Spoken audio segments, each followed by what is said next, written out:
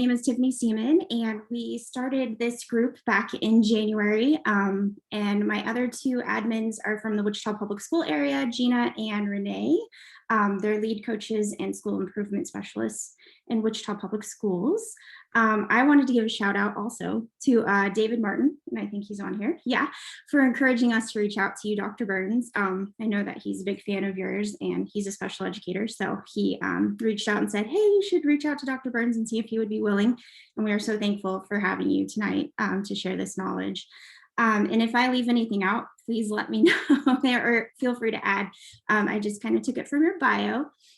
So Dr. Burns, Dr. Matthew Burns, is a professor of special education and director of the Center for Collaborative Solutions for Kids Practice and Policy, SKiPP. He is a prolific researcher. He has published over 200 articles and book chapters, as well as 12 books, but is dedicated to positively influencing practice in K through 12 schools and mentoring the next generation of thought leaders in education. As one of the leading researchers regarding the use of assessment data to determine individual or small group interventions, Dr. Burns works closely with schools to study and implement response to intervention models, intensive reading and math and interventions, school-based teams, and generally supporting students with and without disabilities whose needs are not being met. He is the immediate past editor of School Psychology Review and past editor of Assessment for Effective Intervention. Dr. Burns was also a practicing school psychologist and special education administrator before becoming an academic, and served on the faculty of the University of Minnesota for 10 years and Central Michigan University for 5 years. And we are just beyond excited to have you this evening at this very busy time too, so we appreciate your time. And so if there are questions, we can have you put them in the chat, and then we hope for time for Q&A, but we are going to be really respectful of everyone's time at this busy time. So hopefully we can make sure that we end right around 8 o'clock this evening. But please help me in thanking and welcoming Dr. Matthew Burns this evening. Great. Thanks, Tiffany. Thanks for having me here. Yeah, I know it's summer. We're getting down to the end of summer. In fact, some of your schools might even already be back or going back this week. Yeah, that always makes me a little sad. Although I love fall. Fall, going back to school, is one of my favorite times of year. But it's still a little sad to talk about summer in the past tense. So I'm going to share my screen. But I'm also very excited to have this conversation about science of reading around targeting reading interventions. I've been so excited about the science of reading and getting people excited about research. And of course, for me, the main area in which I do research is trying to figure out what kids need and matching interventions to that. So it's been fun to infuse science of reading into that whole line of inquiry, although I would argue research is research. And if you're doing research in targeted interventions, you're adding to the science of reading. Why? Because I'm going to use the ILA's definition of science of reading: a corpus of objective investigation, an accumulation of reliable evidence about how humans learn to read and how reading should be taught. Now, I'll remind everyone that I think the science of reading movement began from the lack of phonics instruction in schools. And I think that was the case. And I think we're seeing much more of that. I think that's a wonderful thing to celebrate. But there's more to science of reading than just doing decoding, teaching decoding. I use the terms decoding and phonics interchangeably, and I have to quit doing that. Phonics is the area of instruction. Decoding is what the kids do. So we teach phonics, kids decode. We can teach kids how to decode.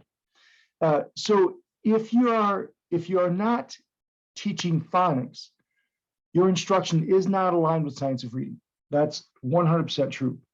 But just teaching phonics in and of itself does not mean you're implementing science of reading. As Connor said, there's a lot more to it than that. It's a very complex and individualized process. And it's that term individualized, of course, that I'm going to harp on. And we're going to talk about intervention today. We're going to talk about using data, but of course, we'll talk about interventions because that's what most of us find most interesting, and myself included. Even though I'm an assessment person, I'd still, given the choice between assessing, which do I think is more fun, assessing reading skills or intervening, I'm going to pick intervening every time, but I love seeing the data.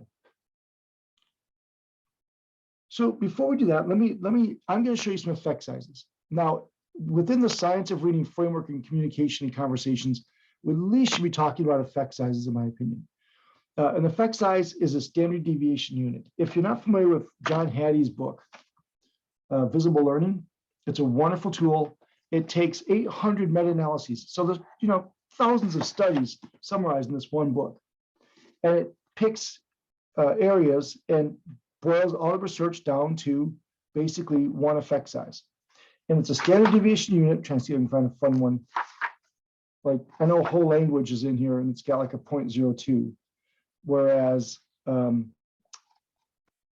instruction is like a 0.6 or something. So it's a standard deviation unit. I won't look anymore. It is the mean of the control group and the mean of the treatment group, right? The two averages. You subtract the mean of the control group from the mean of the treatment group and divide by the standard deviation. So if you see a 0.8, that means the kids that got the intervention did 0.8 standard deviation. Standard deviation is better than the kids that didn't, regardless of the measure. All you really need to know for this conversation is 0.8. The larger the effect, the larger the more effective it is. The 0.8 or larger is generally considered a good, strong effect. 0.5 is okay, it's moderate, and 0.2 or less is weak. Okay. So I'm going to start by looking at interventions for children, and I'm going to pick on learning disabilities, in reading, kids with reading problems. Which interventions are most effective? Well, explicit instruction in reading comprehension, teaching main idea, teaching inferencing, large effect. Explicit instruction in sounds, teaching phonics, kids with learning disabilities, large effect. Psycholinguistic training, trying to find that cognitive process that's broken and work with that. A point, small to moderate effect. And I actually think that's even inflated because some of those studies are just good decoding, good phonics instruction.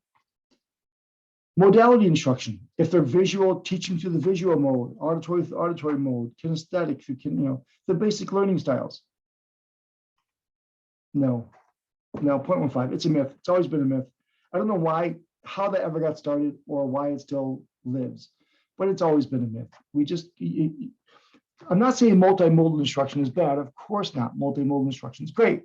What I'm saying is if your child's a struggling reader, simply matching the modality to their supposed learning style will not be the intervention that helps them learn how to read. And I hope I say that clearly enough. Diet. Cut out red dye number 12 and kids can read? No effect. Then one of my favorites, perceptual training, vision training, no effect, like zero. To the point where the American Association of Optometrists, the British Association of Optometrists, the American Medical Association, all of these groups have called for a moratorium on the use of vision training as an academic intervention. Because not only is there really no research that says it works, there's decades of research that shows it doesn't work. So when you look at these data, what's the best, even a child with a learning disability in reading, what's the best way to teach a child how to read? Well, in looking at these data, you teach him how to read. That's always been our best chance, always will be. For 50 years, we've been looking for that silver bullet. For 50 years, we've been looking for that magic wand. It doesn't exist. The best chance to teach a child how to read, even kids with severe reading problems, the best chance is to teach them how to read. Okay, so we're seeing some of that now. We're seeing schools do more reading interventions, and that's huge, and that's fantastic. But we kind of are falling into a one-size-fits-all thinking. Does one size fit all? Well, in preparation for this, I Googled, literally, I put in Google one size fits all. And the first thing that came up was this, and I was floored. Like, wow, that's a really amazing point. Like, this sock is incredible. My son is 6'5", and he is now 20. He's a junior at Michigan State. But back when he was like, 8, he had, well, probably not that young, but middle school, he has worn the same size sock, and it's the same size sock I wear. Like, that's amazing to me that actually works. It's an engineering marvel. But the second thing that came up was Frank Zappa's album by that name, which is a great album. Check it out. And the third, literally the third thing that came up was this. I have no idea what that is, but apparently one size fits all. So it's kind of a funny concept, one size fits all. But when you go to teachers and say, does one size fit all? Does, how many reading levels do you have in your class, for example? And I'm not a big proponent of levels, but tell me about the types of problems you see in school, in your classroom. Oh, I'll see 10 different kinds of problems. Then why does every kid get one intervention? Why does every kid get Read 180? Or right now, a big one is LLI, leveled literacy intervention. Especially when you think about the research. Now, remember I said, I really think we should focus on effect sizes in this conversation. So let's look at the effect size on LLI. There have been 3 studies that I know of. None of them published. None of them underwent peer review. They're all studies put on a website or something.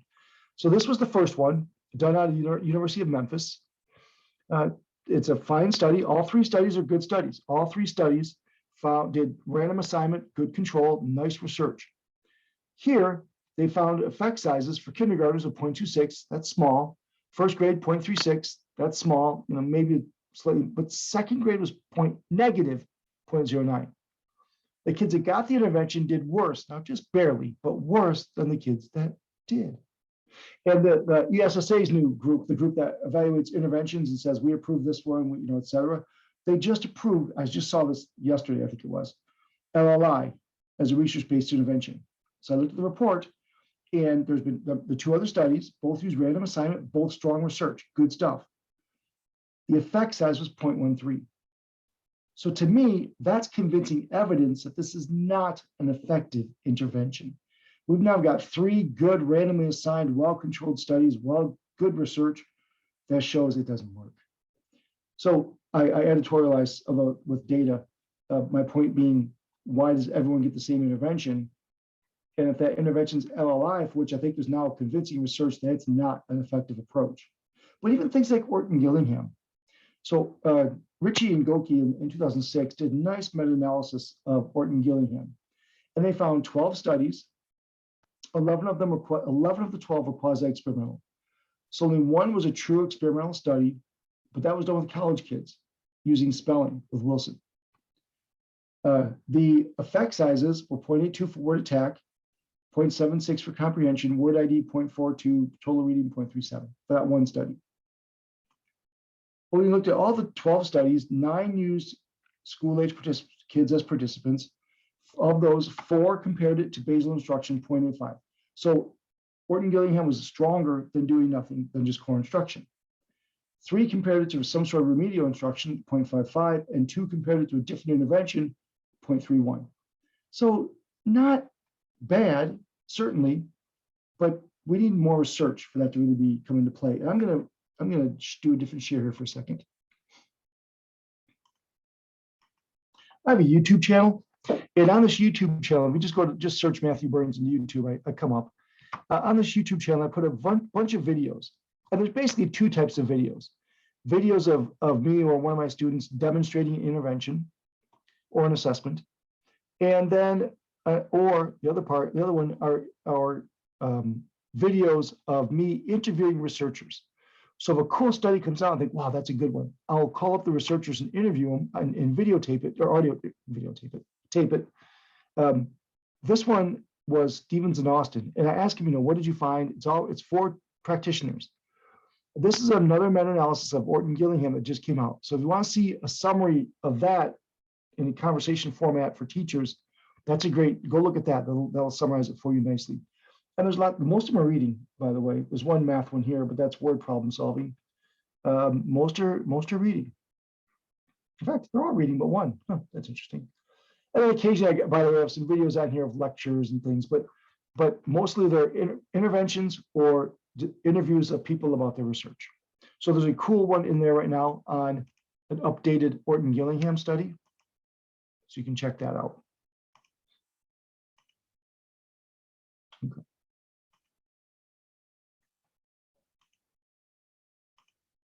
All right, so getting back to the idea of one size fits all.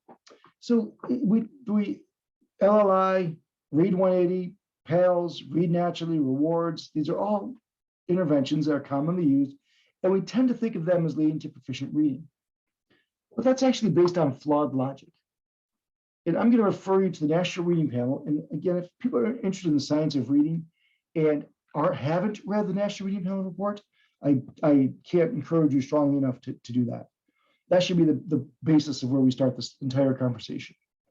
And I love their 5 categories: phonemic awareness, phonics, fluency, vocabulary, and comprehension. I'm not going to read those to you, assuming people know what they mean. But if there's some confusion over phonemic awareness, phonological awareness, etc. So National Reading Panel report in 2000, you can get it for free online. Just Google that, and it comes out quite nicely. I use this framework for my thinking around targeting interventions. I'm going to focus for a brief second here on the one on phonemic awareness. Does teaching kids that words are made of sounds, does that help kids learn how to read? Can I teach a kid to go cat? Makes the word cat. Can I teach a kid in the word cat, I hear at? That type of stuff. The National Reading Panel looked at 52 studies of phonemic awareness instruction, and they found that they looked at three outcomes. Phoneme manipulation. Can you teach kids to take the k in cat to make it a b, and now that says bat? Can you do that? Okay, can you teach that, and does that work? If you do that, does that affect spelling? And if you do that, does that affect reading? And then a whole list of things they called reading: word reading, pseudo word reading, reading comprehension, et cetera, et cetera. Right? What they found was phonemic awareness instruction was effective. It affected both reading and spelling. Teaching 1 or 2 is preferable to teaching 3 or more. So, I generally speaking work on rhyming to begin with. Rhyming is the bridge, in my opinion, between phonological and phonemic awareness. So it's a good place to start for a lot of kids, because most kids come to school with phonological awareness. They just don't have phonemic awareness yet. So rhyming is a good place to start. But we've published 2 or 3 studies on this. We found that kids in urban settings, kids who are English language learners, et cetera, if they don't have a good vocabulary, is what I think it is, then they might struggle for rhyming, because they might struggle to tell you a word that rhymes with something because they don't have it in their vocabulary. So we found rhyming among emerging bilinguals and urban kids, et cetera, kids in urban settings, poverty areas. Rhyming did not predict reading very well at all. So try and teach rhyming. If they don't get it, don't wait, move on. Then do blending and segmenting, and then finally manipulation. Trying to teach several things together doesn't work very well. And that's one issue I have with Hegarty, which I know is an intervention lots of people use. Hegarty is a fine phonemic awareness intervention as a tier 1 class-wide intervention. The only thing, if you don't do a good job of teaching phonemic awareness with your kindergartners and first graders, that's a great tool to use. My only complaint is it does too much. It'll have like 7, 10 different objectives in every lesson. So if you can break that up into smaller units, then I think you'll see more success. Okay, so it helped. Teaching 2 or more was 1 or 2 is better than trying to teach 3 or more, and it benefited reading comprehension. Now, when this came out, this was huge news. We never really thought about phonemic awareness much at the time. And so we were doing phonemic awareness interventions with kids all over the place. And what I was noticing is it worked, but not every time. So I went back and looked at the data. Remember that list of things it called word reading, a whole bunch of things? I thought those are related but different skills. Let's go back and look at those again. So I broke it up into pseudo words, words in isolation, and connected text reading. So if the study used pseudo words as their dependent variables, you did phonemic awareness instruction, and you measured its effect on the ability to read nonsense words, pseudo words. 24 studies did that. The average effect was large, 0.84. But if they use words in isolation, word lists, phonemic awareness instruction, and then test how well they can read word lists, 48 studies did that. Again, 0.92, large effect. But when they used actual connected text reading, the effect size went down to 0.37. It's still not 0, but not good, not great. And that got me thinking about a couple things, and one of which was I asked this question then, okay, so when do you do a phonemic awareness intervention? The answer is when children don't have phonemic awareness. Radical idea, right? But that's really what we have to get to. And again, I use the framework of the National Reading Panel. So I'll go back and think of, what do these interventions address? Do they address phonemic awareness? Do they address phonics? Do they address fluency? Or I tend to lump vocabulary and comprehension together, because intervention-wise, it's almost impossible to tease those two apart. If you're doing comprehension intervention, you should be doing vocabulary for sure. You could, I mean, I can make a case for vocabulary with any of these, in all of them, but certainly with comprehension. We have to go back and look at our interventions that we commonly use and that we have and decide, does it address phonemic awareness? Does it address phonics, fluency, vocabulary, and comprehension? And when we do that, then our next task is to figure out which one the kid needs. And that's the intervention that we target. So let me walk you through this. I will try and identify the most fundamental skill in which the kid struggles. Find the most fundamental skill in which the kid struggles. And I will assess each of these areas again, the four I look at: vocabulary, comprehension, fluency, phonics, and phonemic awareness. So there are lots of measures of each. Vocabulary and comprehension map measures of academic progress, style reading. Most group administered reading tests, Gates Beginning, are vocabulary and comprehension oriented. Fluency, oral reading fluency, CBMR, Ames Web, Dibbles, Acadians, FastBridge.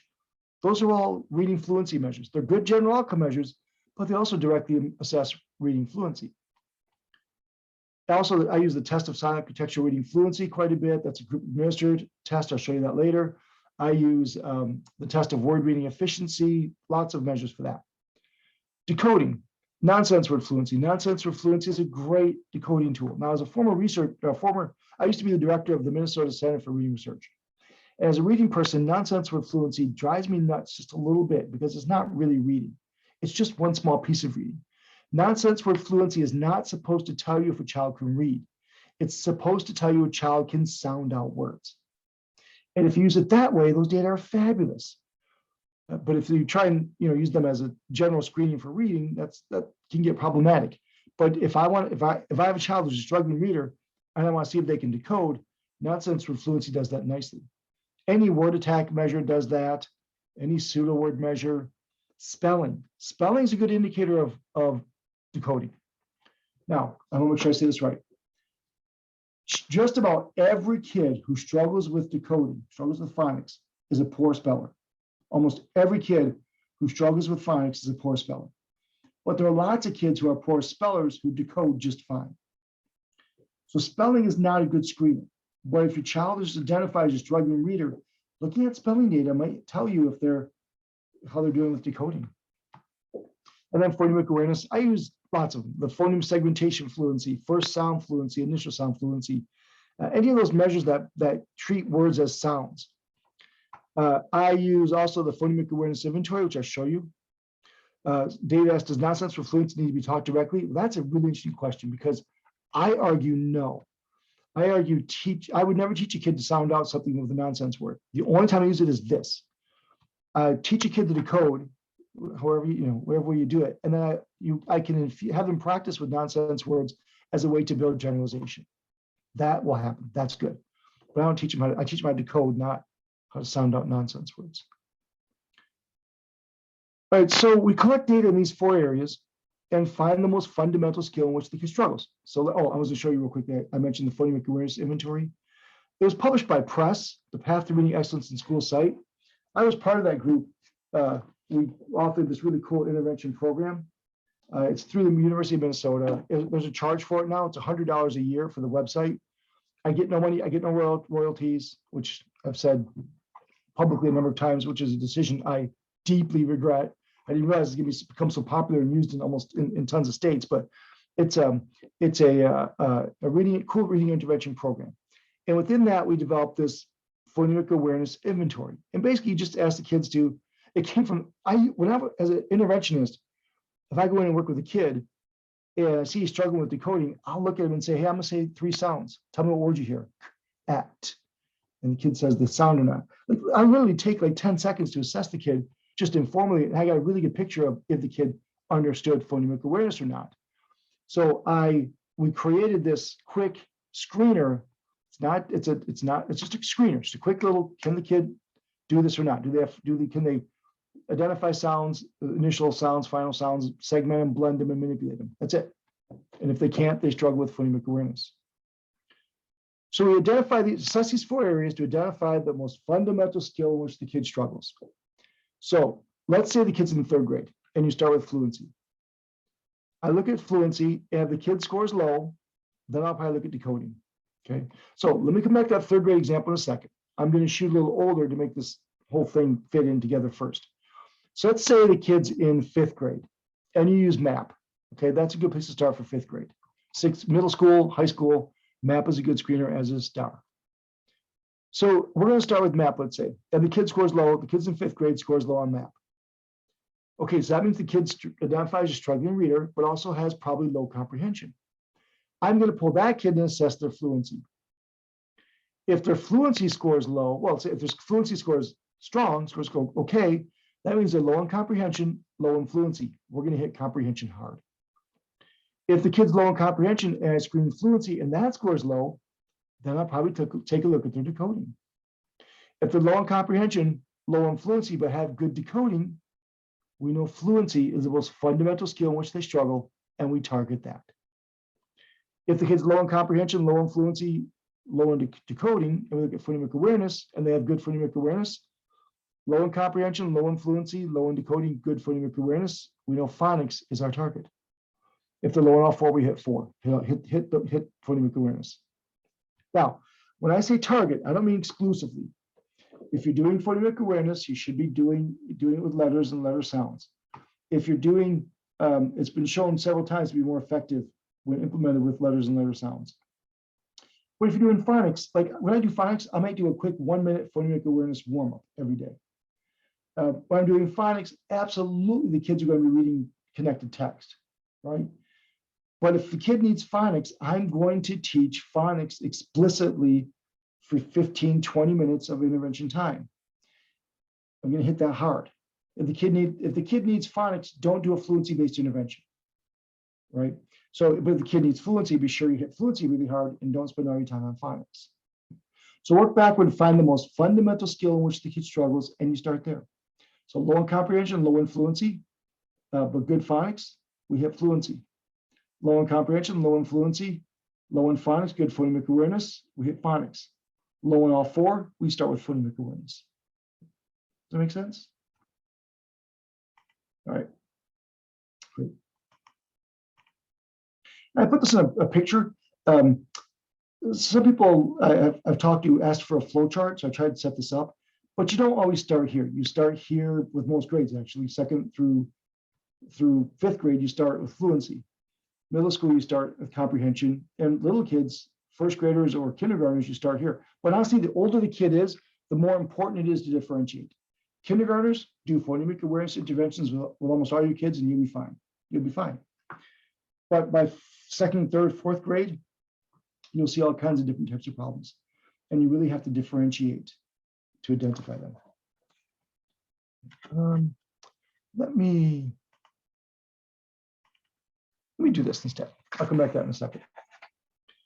So once we teach teachers how to identify, I meant to update this. Once we teach them how to identify what the area the kid needs, we hit it hard. Now this has vocabulary and comprehension broken apart. I don't do that anymore. I just do comprehension basically. So these, we just have grade level and by area. So phonemic awareness, I use Road to the Code heavily in 1st grade and kindergarten. 2nd and 3rd grade, I use this one, phonological intervention, phonological assessment, phonological awareness assessment tools and interventions. It's by this person here. I don't know how to say that name. It's a great tool. It's published by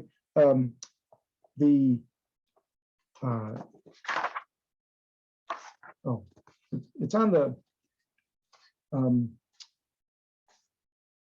it's not published by them. I thought it was, but it's on the multisensory group. Their website. You can buy it from them. It's really quite good. So this is for kids in who need phonemic awareness who are beyond 1st grade. I'll come back to that 4th grade and above in a second. For kindergarten, 1st grade, 2nd grade, 3rd grade, I need decoding. I use the different versions of Sound Partners, well-researched intervention. These are all, by the way, these are all on Amazon for like 25 bucks. They're really cheap, really easy. Like that to say, really nice little decoding intervention. I use Reading Master. For older kids, Rewards by Anita Archer. This is a fabulous program. Boy, if you're in middle school, high school, fourth grade above, but middle school, high school for sure, please check out Rewards. This is an intervention written explicitly for kids fourth grade and above to teach multisyllabic decoding. It's a wonderful tool. I said these are all cheap. This one's not. This one is now become quite expensive, probably $500 to buy the whole system. I made that number up. When I bought this on Amazon, you go on Amazon, buy the older version of it, and it's pretty much just as good. And it's a fraction of the cost. And then Fluency, I use Read Naturally a lot, just basic repeated reading, read naturally. And then comprehension, I use reciprocal teaching. This person's so smart. I don't know this person. OCZKUS, Oskis, don't know how to say it. This is published by International Reading Association. So the reciprocal teaching has been around since the earliest I've seen it was 1984. And it's highly researched, lots of studies. And then this woman a couple of years ago so smartly wrote a book about how to do it. That was duh. I'm kicking myself for that. Like it was existed for 30 years. And all we had were articles. And this first person finally was smart enough to write a book, and I hope she gets rich off it because it's good. I hope it'll help a lot of kids. But most of these are set up as if you can read it, you can do it. And day one, do this, day two, do this, etc. And I've listed this through fifth grade, but middle school, these could just as easily be middle school, high school. Rewards, middle school, high school, 6-minute solution, certainly reciprocal teaching basically goes up. As a tier 2 small group, tier 2 intervention goes through high school in essence. And there are others. So again, I'll refer you to a different website.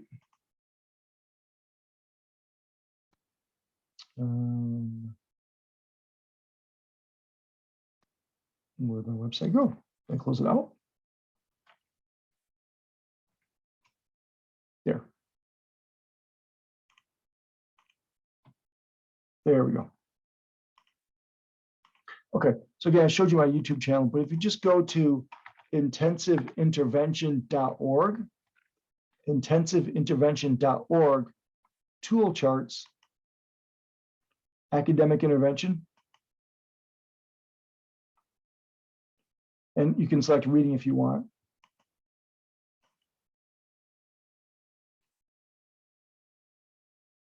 Okay, and here it lists study design, effect size, and you can get more information about it as well, intensity, additional resources. But let's say, let's find a good example.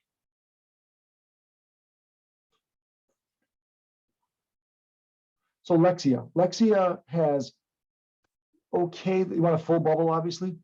Unconvincing evidence, partially convincing, partially. It's not great research, but some research. And the effect sizes range from, negligible to like 0.53. So it's not great, but it's not terrible. Whereas let's look at Read 180. Read 180, good research across the board, pretty much. But the effect sizes are small, 0.07, 0.03, 0.2.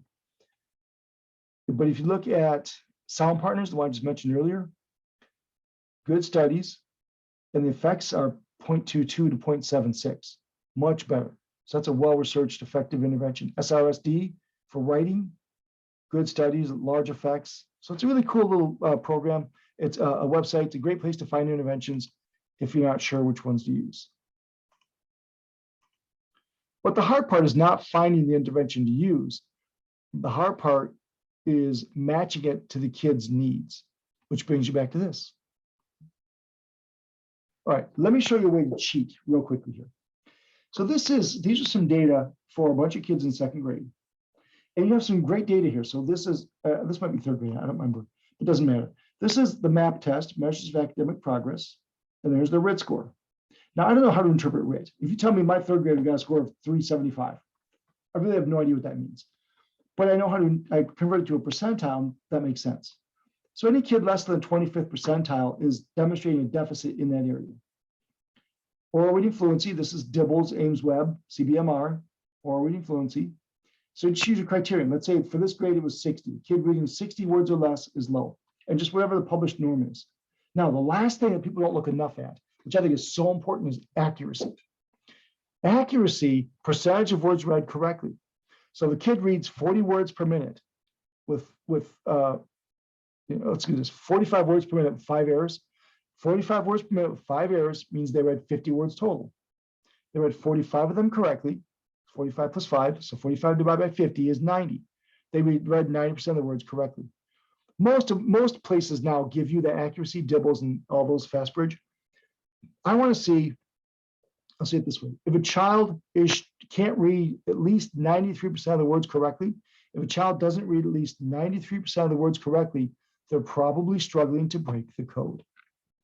That's a decent proxy for decoding. It's a proxy. There's always going to be error, but if it, but look at this kid here, 77% correct, of the words correct. The kid needs decoding. I can almost promise. Let's look at these kids up here. This kid's reading 57 words a minute, 88% correct. This kid's 54 words a minute, 95% correct. Those are two very different profiles, even though this score is pretty similar. This kid probably still needs decoding, student number 9. This kid might be ready just to do some fluency building and build up some comprehension. But these kids here, 86% correct, 82% correct. These kids need decoding, I can almost promise. So look at the data. So I have a kid, these are comprehension scores, fluency, and a proxy for decoding. So this kid here, just to pick one randomly, student number 11, 160 RIT, so 6th percentile, 31 words a minute, 82% correct. Low in comprehension, low in fluency, low in accuracy, low in decoding. He needs decoding. Whereas I said a second ago, this kid's low in comprehension, student 37, low in comprehension, low in fluency, but his accuracy is pretty good. And by the way, for older kids like 5th grade, certainly middle school, high school, that number goes up to 95%. If they're not reading 95% of the words correctly, they're probably still struggling to break the code. But in elementary school, 93%. So you got really good data here that you can use to target what the kids need. And you can sit down and as I mentioned, press. We have this form that we use, analysis to action, where the teachers just fill it out. Student A, 34 words a minute, 6 errors, 85% correct. They need decoding. Student B, decoding. Student C, decoding. Student D was low in fluency, but this was 94. Student E, 67 words per minute, 97. So these kids were low in fluency, but good accuracy. So these 4 kids need fluency. These 3 kids need decoding. We group those kids together, deliver small group intervention. This one, the interventions for student A, B, and C had better hit decoding really well. And the intervention for student D, E, F, and G had better hit fluency pretty well. Now, not exclusively. When you're doing fluency, you'll probably do repeated reading. A good repeated reading intervention takes just a few minutes. If you're interested, I'll refer you back to my website. Oh, there it is. My YouTube channel. And I've got a couple on there with repeated reading. I'm not going to play it. It's too long. But where are you? Oh, there it is. So repeated reading. Here I did it with Zoom. We did it remotely with Zoom. But there's other examples there of repeated reading. It's a really quick, easy intervention. So that doesn't take long to do. It took 15 minutes here, but the video is 15 minutes, but that's with me explaining everything. It takes like 10 minutes probably to do.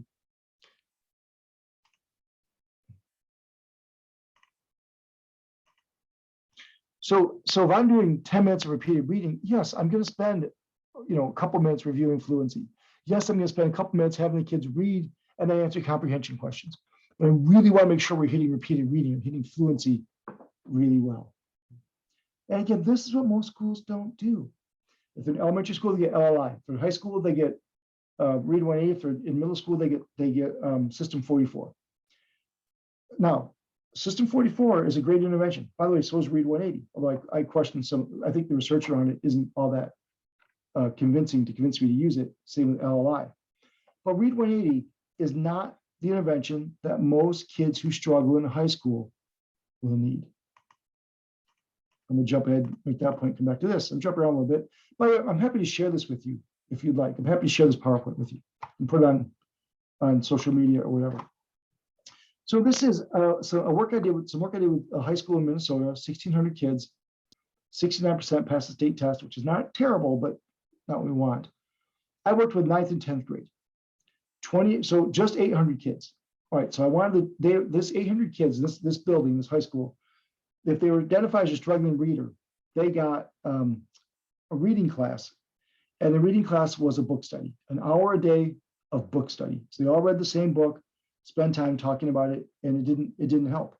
So they called me and said, what on earth do we do? So we showed them how to target interventions. So we started with the map. This high school used the map as their screener. All those 800 kids, 225 of them scored low on the map, which again is not terrible, but not what you want. So those 225 kids, we took them and assessed their reading fluency. Now I would use one-on-one oral reading fluency, CBMR type measure, but we went to the high school, this is true, and we showed the two teachers that were running this, we showed them how to do one-on-one Ames Web with them. And they literally laughed at us and said, you want us to pull 225 kids and do a one-on-one reading assessment with them and have them read to us for a minute? Like at the high school, that was a foreign idea. At the elementary school, pulling 225 kids to read one-on-one to assess their reading skills, we call that Tuesday, right? But at the high school, that was a foreign idea completely. So that's when we started using the test of SKiPP reading fluency. And I'm using it for a study. I'm actually surrounded by these tests right now because I'm using it for a study. But it's really simple. You just simply give the kid a series of sentences, and the sentences have no punctuation, all capital letters, no spaces between the words. And as you read, the kids are supposed to put slashes in between where the words are. And this is a measure of silent reading fluency. I think silent reading fluency might be an oxymoron, but we've done this a couple of times now. There's about 90% correspondence with high schoolers and late elementary school.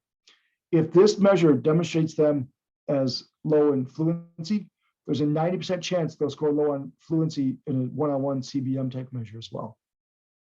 So does this measure reading fluency? I don't know, but it seems to identify kids pretty well who struggle with it. So we took those 225 kids, gave them this test of SKiPP reading fluency. Of those, 100 scored low. So we're not done with those 100 kids, but 125 kids were low in comprehension, but good fluency. Those 125 kids got reading comprehension. Those 100 kids, we're not done with those. We screened those kids now on decoding. We did one-on-one word to text subtest of the Woodcock-Johnson. Of those, 36 roughly had acceptable decoding skills, but 65 did not. 65 9th and 10th graders couldn't decode to a basic level. Of the 225 kids who were low in reading, what, almost a third of them? Not quite, but almost a third still struggle with basic decoding. So when I say Read 180 is not the intervention the kids need, Read 180 is a comprehension intervention with some fluency, and it's a good one. But 125 kids needed that. 100 kids needed something other than that. Those 100 kids, Read 180 won't be the answer. So once we have those data, so to say again more clearly, 125 kids got comprehension, 36 had good decoding, but low in fluency and comprehension, so they got fluency. 65 kids are low in comprehension, low in fluency, and low in decoding, so they got decoding. They got rewards, they got read naturally, etc. They got reciprocal teaching, I think. Yeah, and we had three groups. We randomly assigned to either Read 180 was the control group, targeted intervention, or waitlist control, 20 minutes a day, 13 weeks. And here's what we found. So in pre-test, this is the test of SKiPP reading fluency, pre-test, post-test. It's a standardized reading test. You get a mean of 100, standard deviation of 15, just like the Woodcock-Johnson, just like the Gray oral reading test, just like all of those. So a score of 90 is at the 25th percentile, the lowest end of the average range. So these kids in pre-test were very similar, these two groups. After doing the intervention, the targeted intervention went up to 98. So 8 age-based standard score points. Read 180 kids went up by what, 4.5 or so? 3.5, 4, which is still a pretty good jump, but 8 age-based standard score points was huge. We saw significant and a moderate effect. Then we looked at MAP. So MAP, 206, 211, now we have the waitlist control, 210. So the targeted kids actually started out just slightly lower. Did the intervention in the MAP winter, these kids went up by 11.21 RIT points. These kids went up by 2.5, these kids went up by 2.5. So again, targeted intervention was more effective than waitlist control or Read 180. Now, I was talking about high school. So let me make this point real quickly. There's a big push right now. And I'm kind of not really sure where it started, but this idea of doing phonemic awareness interventions for older kids. So kids in high school. So I'll say very clearly, if there's a child who lacks phonemic awareness, that's the appropriate intervention target. I don't care what grade they're in. But it's really, really rare for a kid beyond second grade to still struggle with basic phonemic awareness. And it's almost in high school. If I have a high schooler who still struggles with phonemic awareness, that kid probably has a disability. You know, that you likely know that already. So why do I say that? Well, on experience, but of course, the National Reading Panel said PA training was way more effective for kindergarten than for, I guess I'm adding the way more effective. They said significantly larger for kindergarten than in first grade or second through sixth grade. I wish they'd have broken down second by grade, but they didn't. They lumped second through sixth grade together.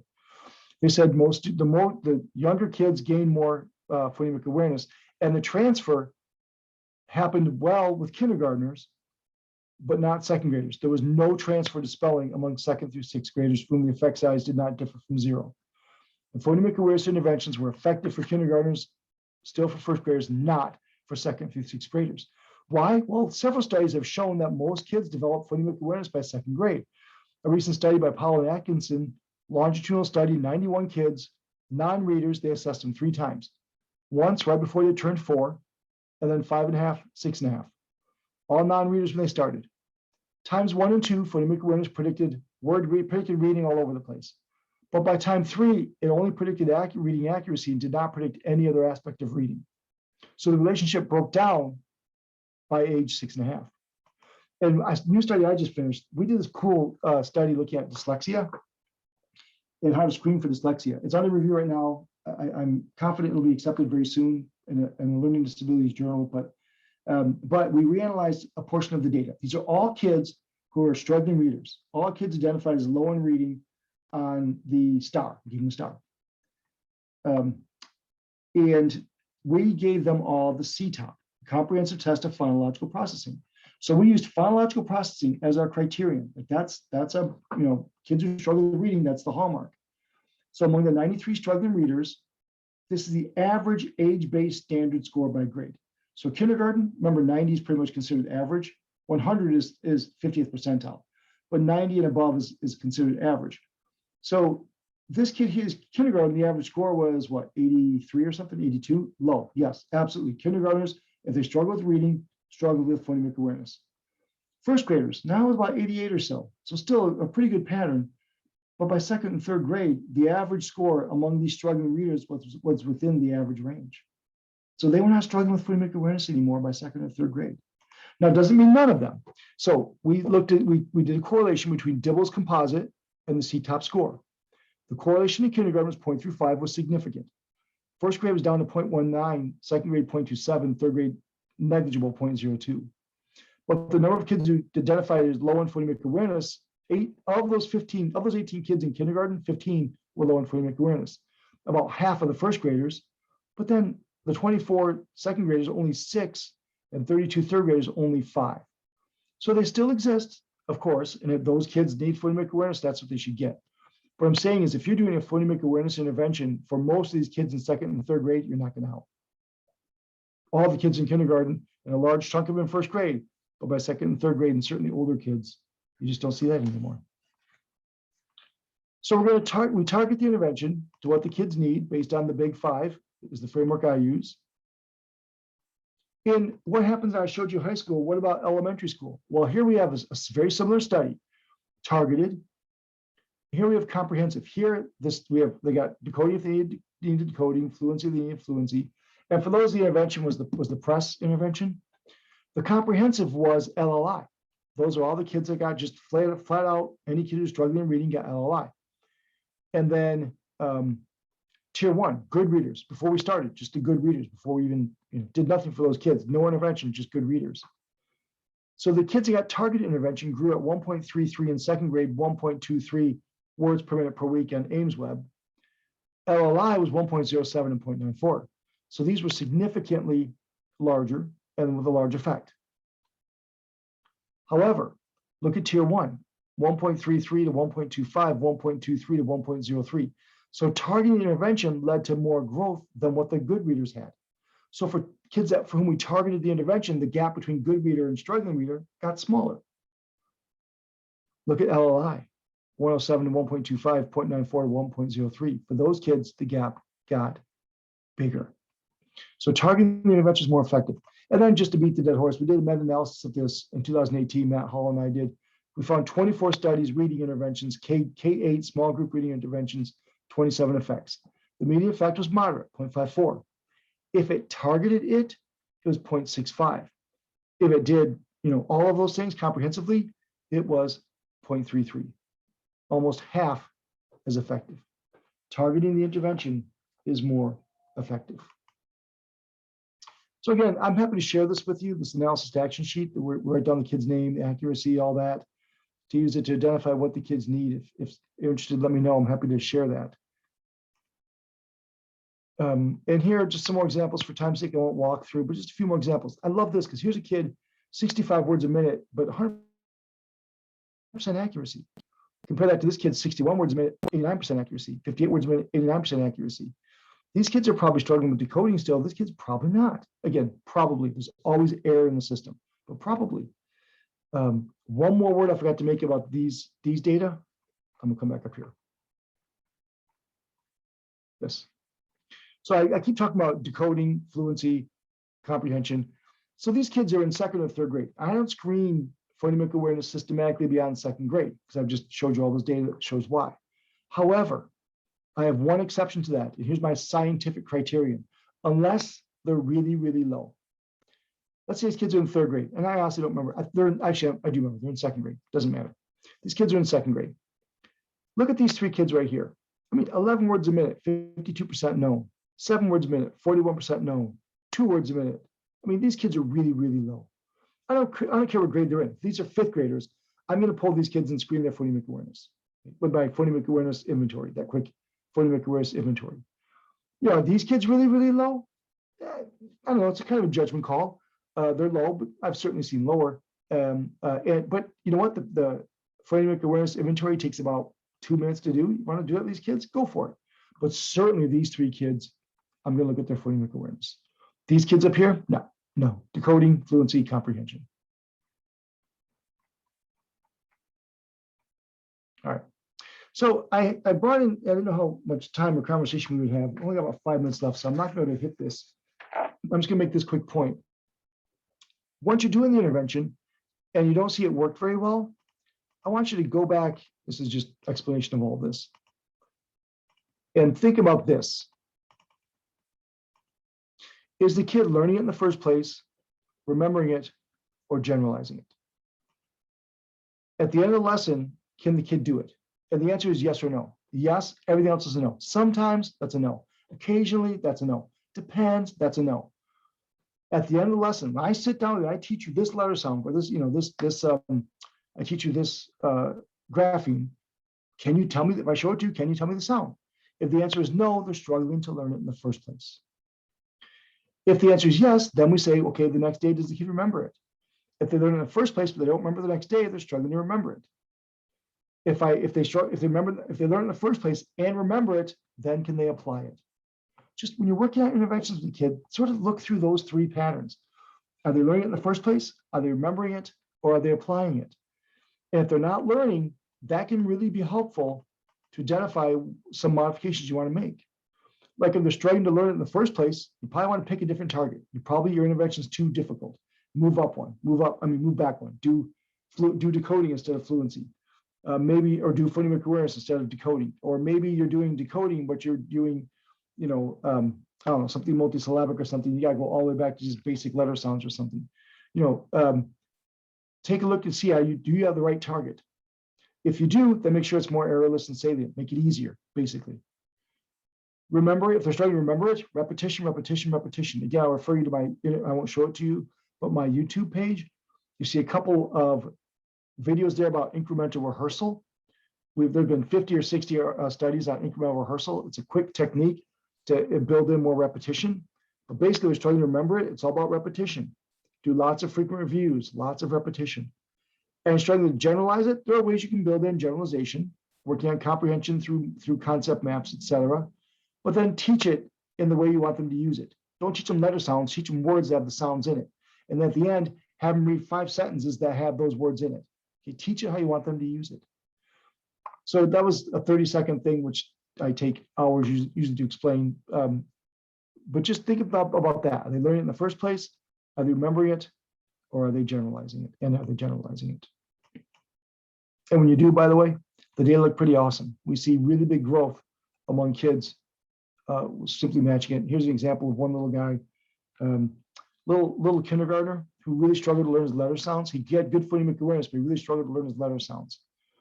So we came in and tried to figure out what's going on with this kid.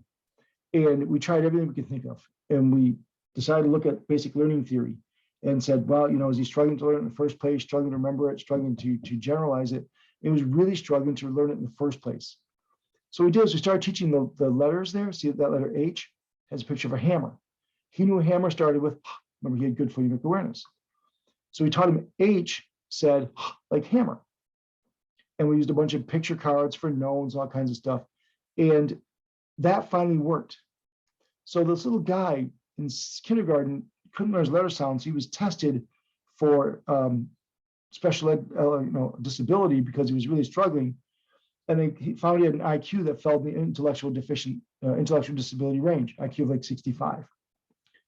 And so they were going to put him in special ed. And the mom sort of objected and said, you know what? No, you're doing this press intervention with Dr. Burns. It's working really well. Let's keep doing that and see what happens.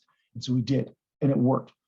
By first grade, he was loving reading and enjoying reading much more and really engaging. But by second grade, so it took 2 years, but by second grade, he was a grade level reader. Now, it took a lot of work to get him there, but we matched the intervention with the kid needs, and then we intensified it to address, make sure we really got the intensity he needed. In this case, he needed quite a bit. But in doing so, we took this kid who was supposedly, has an intellectual disability, trying to be a grade level reader by the end of second grade. So in conclusion, this says sometimes the questions are complicated, but the answers are simple. And I'll end on this note: does leadership matter? Yes, leadership matters. That's what I love about the science of reading movement. All these people who are passionate about reading and are really diving into the research and wanting to understand it. I think what really matters is the leadership we can provide. This is a skill set, understanding consuming research, knowing science of reading, that a lot of teachers and practitioners of all fields just don't have. So if we can take that knowledge and get that out into the field in practical ways, I really think we'll see growth. But change in education is a lot like committing suicide by standing in front of a glacier. Oh, it'll happen, but it's going to be really slow and painful. In an increasingly complex world, sometimes old questions just require new answers. The good news is nothing I've talked about is new. This has been around for 50 years, if not longer. Most people have the pieces of the puzzle in place. They just haven't put them together yet. Science of reading is how we're putting them together. And that's how you can use those data to target intervention effectively. Okay, it's 8 o'clock, so I'll stop there. I know it's a small group. I know lots of people will be sharing through video, but I'm happy to answer any questions if there are any now.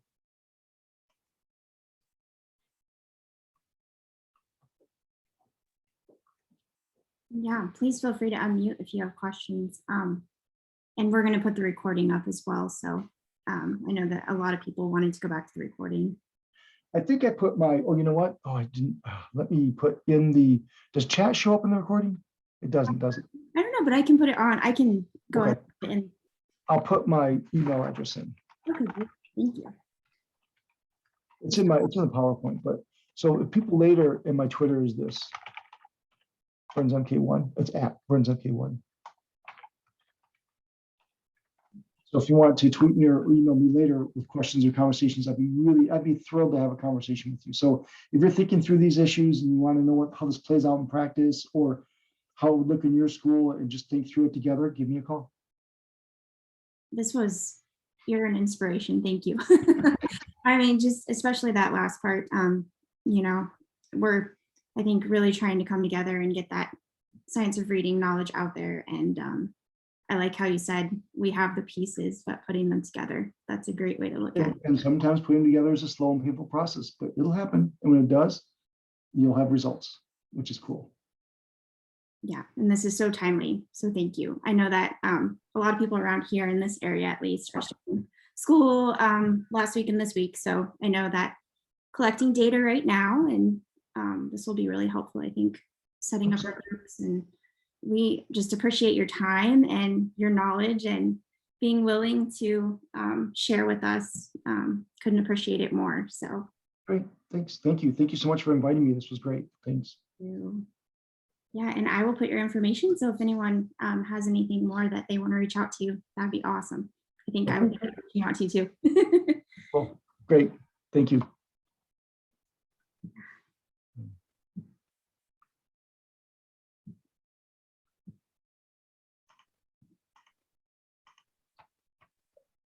Nancy, is your hand up? Or are you waiting to go by? No, okay. I couldn't tell either. Okay. Oh, I was trying to ask a question, but I couldn't Okay. figure out how. Okay. Sorry. Go ahead, Nancy. So I'm interested in that last example that you just showed with the student who had a lower range IQ. And I'm finding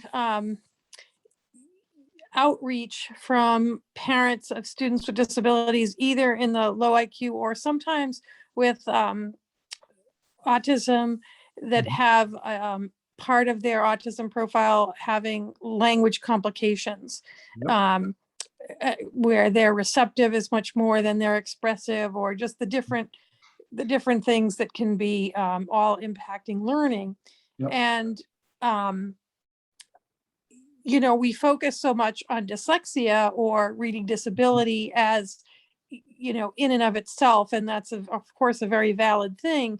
That I wondered if, I wish there was more research on lower IQ and the science of reading, and autism and the science of reading, because your example of complex problem, simple answer, I sometimes feel guilty saying, well, yes, that's why, but we still need to, this is still the answer. And I don't know, Yes. you gave me some hope Amen. that I'm not wrong. So I was looking for some research. So look at Chris Lemons. Chris Lemons, along with Stephanie Alatoiba, Jill Allor, A-L-L-O-R. These people are doing work in special ed with kids with lower IQs. And they're doing really good decoding, phonemic awareness type work and seeing cool results. Chris Lemons, I think he even has a website, although Jill might too, I'm not sure. So Google those three and see if you find something that's helpful. Okay, great. The issue with autism is there's not a lot of research on teaching reading to kids with autism, because they're so dang idiosyncratic, right? Like you do one thing with one kid, and that tells you really very little about the kid sitting next to him with autism. And we just finished this study, which is not published yet. We did have one. We did have one published. I'll talk about that one instead. Just published in the American Journal of Intellectual Disabilities or something like that. And we saw that pre-teaching words with kids with learning disabilities increases comprehension and fluency quite nicely. So we thought, let's try it with kids with autism. It increased fluency beautifully, had almost zero effect on comprehension. And so my doc student, Mallory Stevens, is doing a dissertation on how to intervene for comprehension with children with autism. So in a few months, I will have a much better answer than one I just gave. The answer I have right now is we need more research. Couldn't agree more. And the problem is it's so idiosyncratic that it's going to take multiple studies to have a good sense of what to do. Thank you. Great. All right. Well, thank you so much. We appreciate Thanks. your time. And If others have questions later, just email me. I'd be happy to have a conversation. appreciate it. Cool. Thanks. Happy school year to everyone too. Thanks. Yeah. Good luck with everyone. Good luck with the school year. Thank you. Thank you.